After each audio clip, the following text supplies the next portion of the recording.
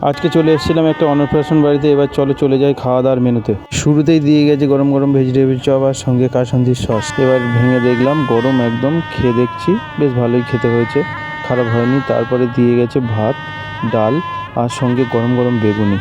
ডাল আর গরম গরম বেগুনি মাখনের মতন খেয়ে নিলাম। পরে সাথে সাথে চলে এলো এঁচোড় আর চিংড়ি।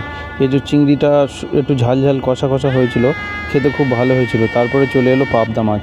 পাবদা মাছের ঝাল হয়েছিল, ঝাল আমি নিইনি, শুকনো শুকনো নিয়েছিলাম, খেতে খুব সুন্দর হয়েছিল। এরপর চলে এসেছিলো দই কাতলা। আর দই কাতলা আমারটা খাওয়া হয়েছিল, মেয়ের পাতেরটা পড়েছিল সেটাই দেখাচ্ছিলাম।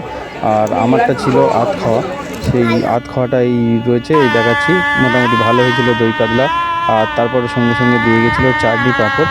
তো চাটনি পাঁপড় দিয়ে খেলাম, ভালোই লাগলো। সাথে পরেই পায়েস চলে এলো।